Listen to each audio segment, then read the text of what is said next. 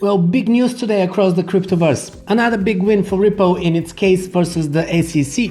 I will give you all the details. Let's start the show.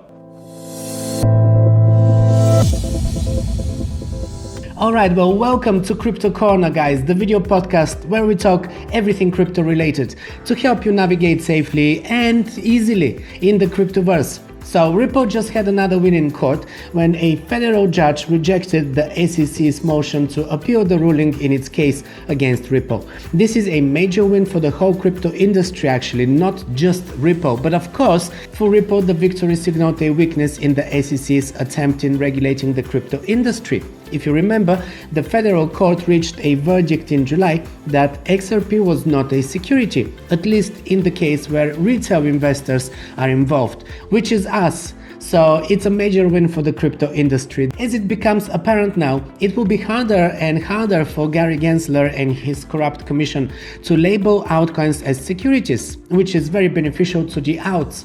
They might come under the supervision of the financial regulators or another commission, which is good because the SEC in its current leadership is very hostile to crypto. After the news, we saw XRP rallying over 5%, but why only 5%, you might ask? Well, the whales are not jumping in yet because the SEC may still try to appeal the overall case after this first rejection. Both the SEC and Ripple must submit motions for a jury trial by the 4th of December. The jury trial will be held sometime in the second quarter next year, according to Judge Torres, who presides over this case. As of right now, XRP is up 4.88% in the last 24 hours. It's at 53 cents and it is the only coin here in the top 10 that is up more than 3%. We have Matic that is up 3.55%. And then everything else is about 1 or 2% at the most, with some of the coins actually being in negative. We see Solana here 2.32% down in the last 24 hours. BNB is down as well. Cardano, Doge, all of these are down. Even Link is down 1%. But Chainlink had a very good run over the last week. So of course right now it's going through a correction. But XRP 4.88% up in the last 24 hours, 6.65% up in the last 7 days. This is a very good performance, so very good for XRP holders. At the same time, Ripple has secured the payments institution license in Singapore, marking its latest step geared towards expansion into the Asia-Pacific region. This development could enhance the accessibility and use cases for XRP, attracting a broader user base and investor interest in the crypto asset. By securing licenses and partnerships in key regions, Ripple can drive the adoption of its payment services, so next year could be really big for XRP holders. Are you one of them? Let me know in the comments below. As you know, I exited all of my outs recently and now I'm looking to start accumulating again, but I'm not too keen on getting into these older coins, the large caps, this time around. As we know by now, the biggest gains always come from brand new tokens. I can guarantee you that the most profitable tokens in the next bull cycle will be those that you don't even know about yet. It's always the case. Last bull cycle we saw the likes of Matic, Solana, Shiba and Gala make crazy pumps. Some of them went up by 1000x, some even more. If you had asked me at the end of the last bear market which coins will do best in the next bull cycle, I would not have been able to name any of these. So I keep researching and sharing with you new projects that are building right now and launch new tokens that have the potential of becoming the next big thing. And such is this gold-pegged project called Ubuntu Tribe. They're tokenizing sustainably mined gold to enable easy access opportunities to anyone. But why? Well, 1.7 billion adults are still unbanked globally. 1.1 billion of these people have a mobile phone. And $1 trillion of debt is held by millennials in the US, while 99% of global wealth is held by just 1% of the population. Also, $52.8 billion is spent every year on fees for cross-border remittance to developing nations, and more than 60 million people worldwide fell below the poverty line since 2020. These consequences are due to a series of political and economic factors, some of which we are all too familiar with: rising inflation and currency volatility. These are just some of the key problems that this project is built to solve.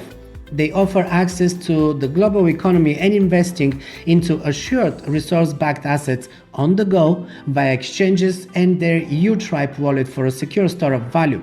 Imagine having access to gold investments backed by real assets in some of the world's most secure vaults, including prestigious locations in Switzerland, Dubai, Singapore, and more. The remarkable aspect?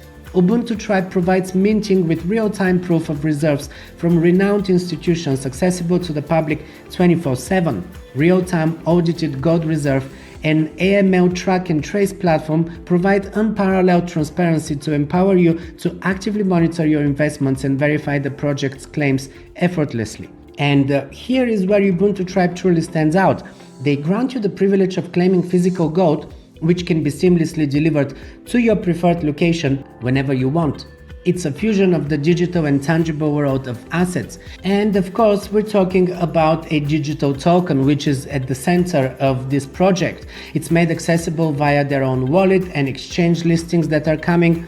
It's the GIFT coin. This stands for Gold International Fungible Token. It's a digital asset representing gold title deeds, or a digital certificate of ownership of gold.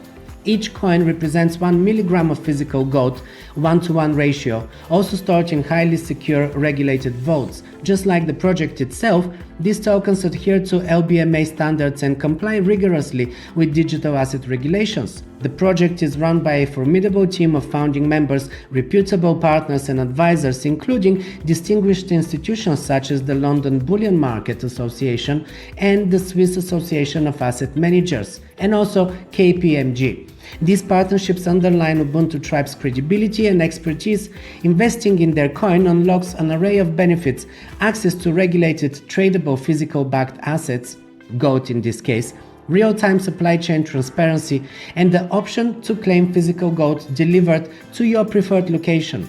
It's more than just a cryptocurrency, it's ownership of resource-backed assets. It's an opportunity to diversify your portfolio basically and participate in a great new project. All in all, this is at the forefront of redefining how we approach gold investments and making gold accessible, secure and transparent for everyone.